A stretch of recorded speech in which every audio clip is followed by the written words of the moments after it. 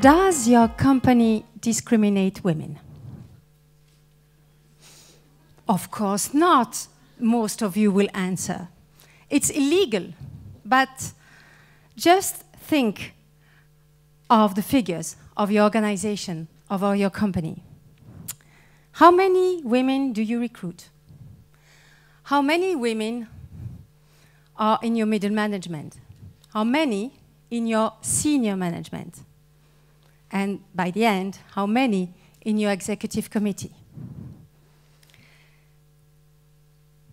60% of the graduates are women. They do represent only 10% of the seats in the executive committee. 60 to 10. For the board, it's somehow different because we have a regulation quota. In 1 year time, we should go up to 1/3 of women in the boards of the listed companies. But yet, we are only at 20%.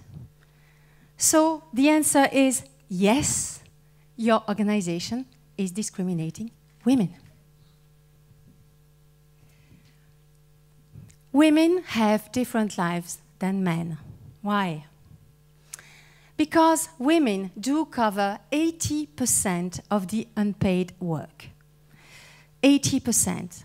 But not only. We are coming out of more than 5,000 years of patriarchy. What does it mean? It means that for so much time, we didn't have even a legal existence. We had absolutely no right. We existed only to give birth, to be at the service of our family. And you know that our individual choices are so much often influenced by our collective history. Women have different lives than men. When you treat them equally, that means that you discriminate. It's not treating them as equal. As equal is fine, of course, we are. It's the first time in the history of humanity that women have equal rights compared to men. That's fantastic. But the reality of equality is not there yet. This is me. I always wanted to change the world. I've made so many things since I'm 12. I launched so many initiatives in education, in training, in entrepreneurship, and employment. At a certain point of my life, because of my experience, I wanted to do something for other women, for myself too, and for other women. And I looked around me, and I saw that what existed already was about beauty, fashion, maximum well-being, nothing dealing with the autonomy of women, their empowerment. I think autonomy and empowerment comes with a paid job, with a good job. So I decided to launch JUMP. JUMP is the leading social organization that wants to cancel every kind of discrimination between women and men in the workplaces, helping companies to achieve that and helping also women to fulfill all their talents. It has been so difficult. Tackling gender equality is such, nowadays, a revolutionary topic. It's so subversive, still now. If I knew I would have so many difficulties to face, I don't think I would have the courage to begin. But I did. So now, let's go on. I've learned so many things. One of the first things that I learned is that, as I told you, we are 60% of the graduates. And the gap with men is widening more and more, unfortunately. That means that we are, as women, the biggest talent pool ever.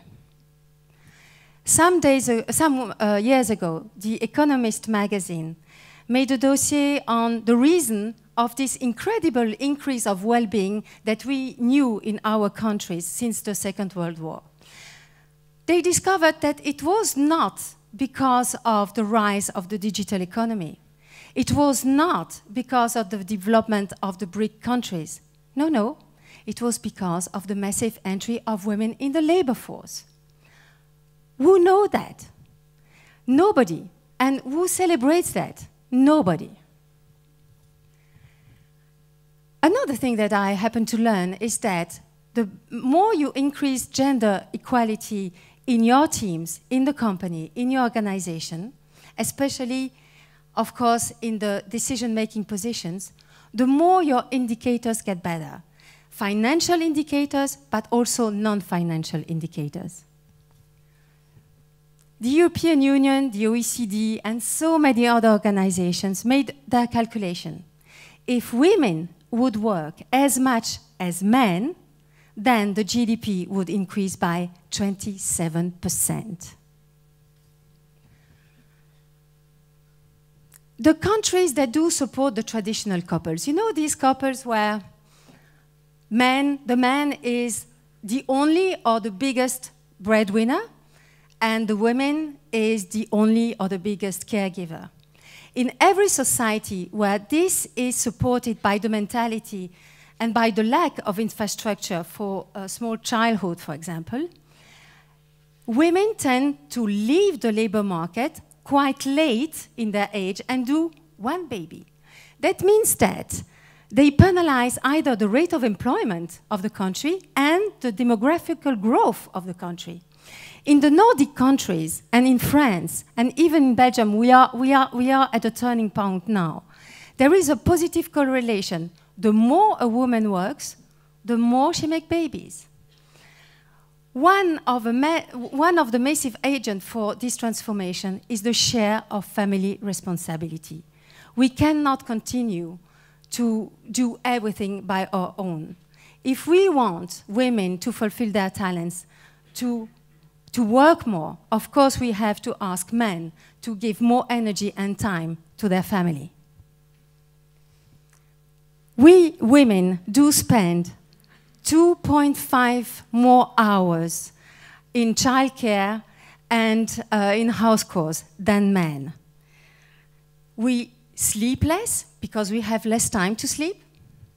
We have less leisure time, and of course, we have less time to work, to have a paid job.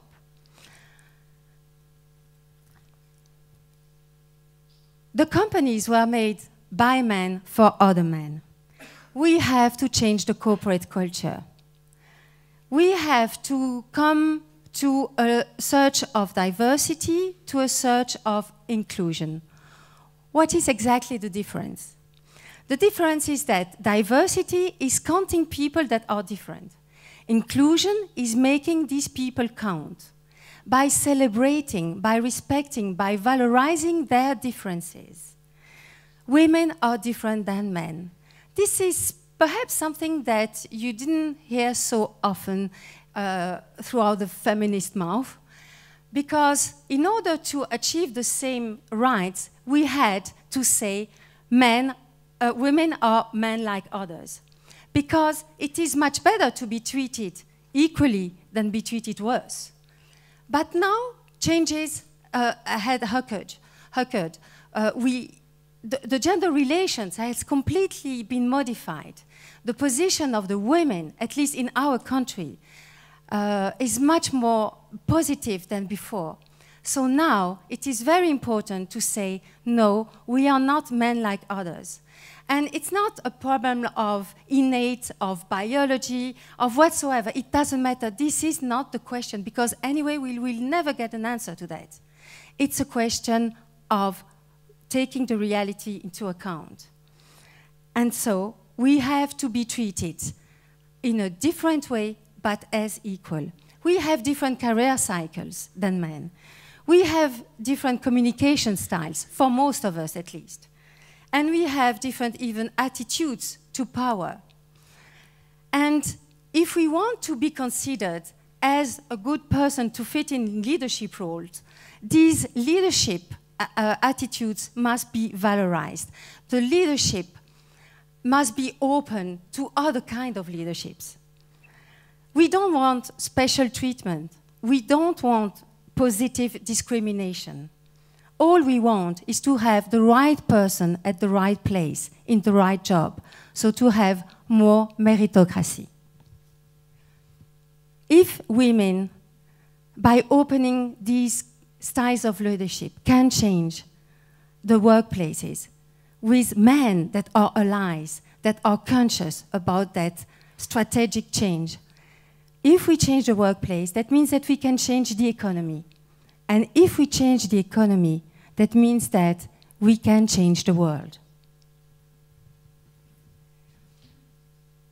Ashoka Fellows do that. Men and women, we are changing the world.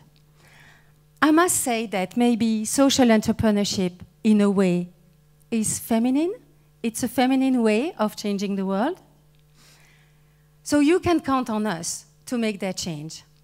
We need to count on you because we need you to be part of that so big change in civilization, the biggest ever change in civilization, coming from a civilization of domination, going to a civilization of collaboration. Thank you for being part of it.